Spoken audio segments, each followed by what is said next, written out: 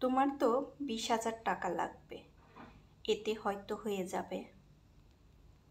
তুমি চিন্তা করো না। ওর দিকে এক পলক তাকিয়েছিলাম। ও মুচকি হেসে বলেছিল, তুমি চিন্তায় থাকলে আমার খুব কষ্ট হয়। তুমি চিন্তায় থাকলে আমারও খুব কষ্ট হয়। আমার এইগুলা লাগবে না, তুমি নিয়ে নাও। চেনটা ওর মায়ের দেওয়া বলে ওটা আর বিক্রি করিনি। কণিকাকে দিয়ে বলেছিলাম, চোখের কোণে মনে হয় পানি জমে যাচ্ছে। আজ অনেক দিন পর মিতার সাথে কাটানো সকল মুহূর্তগুলো মনে পড়ছে। আমাদের ভালোবাসায় তো কোনো কমতি ছিল না, তাহলে কেন এত দূরত্ব তৈরি হলো আমাদের ভিতরে? মিতা আমাকে নিজের সবটা দিয়ে আগলে রেখেছিল, তাহলে আমি কেন মিতাকে কষ্ট দিলাম? অফিস থেকে ফিরতেই মিতা আমাকে রোজ জড়িয়ে ধরত। একদিন ওকে বললাম, ছেলেদের শরীর আগলিয়ে ব্যবসা করো, কিন্তু আমাকে এত বিরক্ত করো কেন? সেই দিনের পর থেকে মিতা আমাকে আর জড়িয়ে ধরত না। শুধু রাতে আমার বুকে ঘুমানোটা পরিবর্তন করতে পারিনি কেন, কিছু বলেও ওকে বোঝাতে পারিনি। ওর নাকি আমার বুকে না ঘুমালে ভালো লাগে না, ঘুম আসে না। আমি ওকে এক সময় বলতাম, তুমি আমার বুকে না ঘুমালেও আমারও ঘুম আসে না। আজ বুঝতে পারতেছি কথাটা আমি মিথ্যা বলি নাই, মিথ্যা বলতামও না। রাত 3টা বেজে গেল, এখনও আমি ঘুমাতে পারিনি। সকাল হতে হাসপাতালে চলে গেলাম। আজ মিতাকে আইসিইউতে রাখবো, এখানে না হলেও অন্য কোথাও। মিতাকে ছাড়া আমি এক রাতও থাকতে পারি না।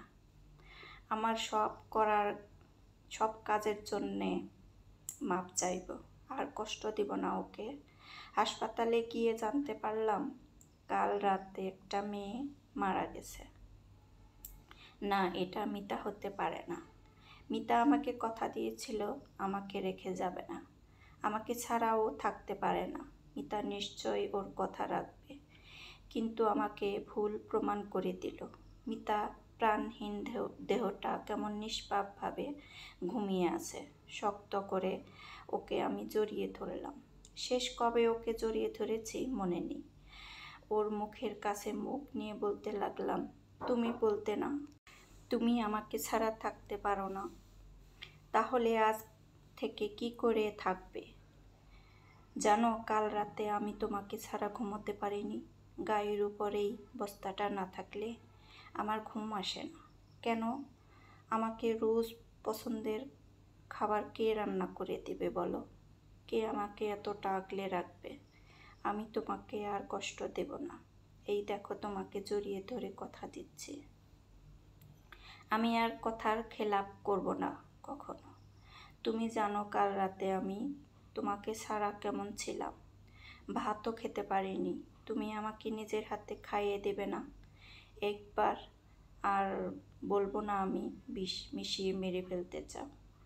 বলো না প্লিজ, আমাকে খুব ক্ষুধা লেগেছে, কাল রাতে খাইনি জানো। তোমার কলিজা না খেয়ে আছে, আর তুমি নিশ্চিন্তভাবে এভাবে ঘুমিয়ে আছো কেন? প্রতি রাতে আমার বুকের উপর চোখের পানিতে ভিজে যেত।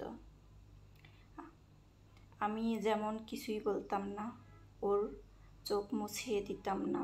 আজ আমার চোখের পানিতে ওর বুক ভিজে যাচ্ছে, কিন্তু ও চুপ করে ঘুমিয়ে আছে। সত্যি আমি ওকে আর ফিরে পাবো না। কেমন মেয়েটার জীবন শেষ হয়ে গেল অবহেলা। আমাদের জীবন এরকমই, অবহেলায় জড়িত। অবহেলা পাইতে পাইতে আমরা এমন শক্ত হই, আমাদের আর অবহেলা কোনো কিছু করতে পারে না। আজ এই পর্যন্তই। কেমন লাগলো আমার গল্পটা? ভালো লাগলে শেয়ার করি।